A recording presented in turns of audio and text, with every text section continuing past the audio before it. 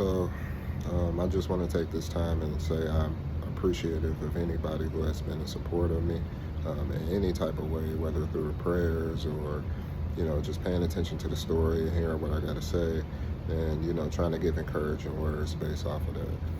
I appreciate you.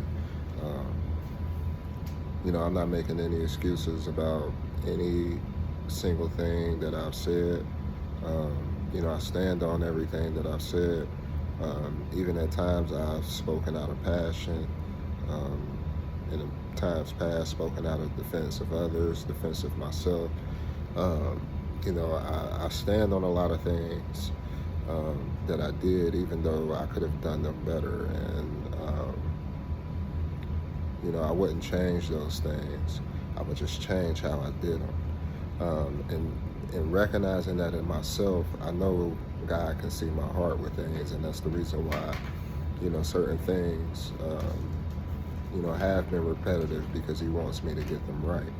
He wants me to do things the right way. He wants me to judge the right way. Um, and also, if I do endure something, be able to love the way that He did, because it has been hard.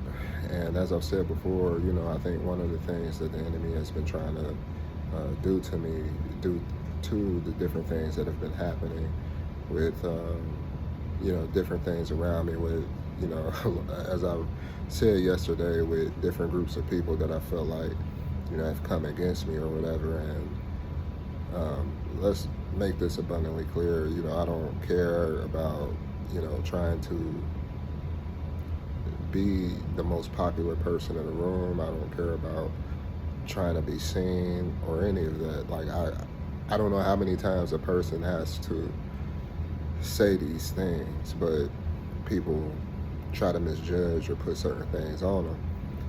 And people would then, when I say, oh, it's because I'm black, people would chalk it up as me being racist or me just saying certain things because I'm black. But I realized, like, certain things, like with my anger, people were able to make misjudgments based on preconceived notions already about some black men. People have already, categorized me in a box a while back, and so when I see certain things flop back and forth, it doesn't bother me as much as when you think that you have, support from somebody, and they completely turn on you for any different reasons, or they misunderstand you for any different reasons. Um, and so, being grieved with a lot of those things have caused some of the reactions. And I'm well aware the things that we're responsible for, on Judgment Day is our words and our deeds, what we said and what we've done. And, I believe the greater part of my test is being able to not only endure these things, but be able to provide the grace and the mercy towards those who, God puts along my way and, allows me to minister to in any type of way.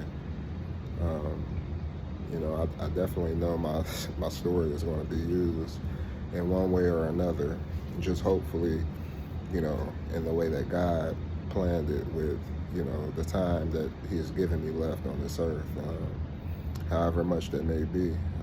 We can't take any of that for granted with different things happening. As I've said before, with how different things play out on the internet, we can see glimpses of how persecution would be. Like, people can just make declarations to, cause people to hate certain people, and then there's therefore a spotlight. I thought about this meme that my cousin had shared. It was they had Arthur on Thanksgiving, and all his friends like tried to mark Arthur on Thanksgiving and make him like the big issue. And like, I've brought this out before, and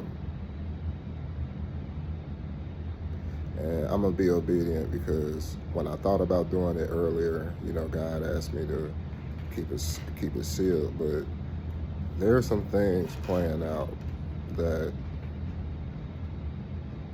are directly related to the book of Revelation. And it's almost like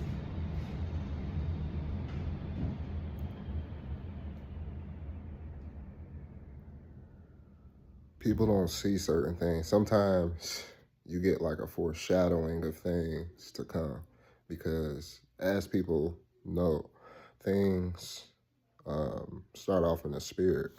And so once it manifests physically, like when you build a house, you don't just see a whole house finished, like you build it brick by brick. And so the same thing happens with um, certain things developing. I'm trying to figure out a wise way to bring this out. That's the reason why sometimes I'm delayed in how I speak things, because, you know, even though you may be passionate in a moment about something, you don't want to, you know, do certain things that, you know, and for me, I've already been looked at a certain way. But when it comes to these things, like, even though, you know, certain things have been done where I felt like I've been wrong, like I still have enough, you know, love and respect for people to try to keep, it's known, but it don't gotta be clear to people who it ain't clear to, is my point. And so, you know, just experiencing all these different things, um, you know, I really felt like my test was not going cold. And I felt that because I started to dislike, I started to go back to a place where, you know, I felt, you know, back during the pandemic where I started to dislike everybody, including myself. And I didn't want to get back to that point. I won't allow myself to get back to that point. But just feeling those thoughts again, um, you know, helped me to recognize what I had been feeling previously, but also helped me to understand that the devil don't come at nobody. He don't try to make stuff harder on people who ain't doing nothing or who isn't a threat. He doesn't use groups of people to come against one individual, or, you know, different groups or troves of people.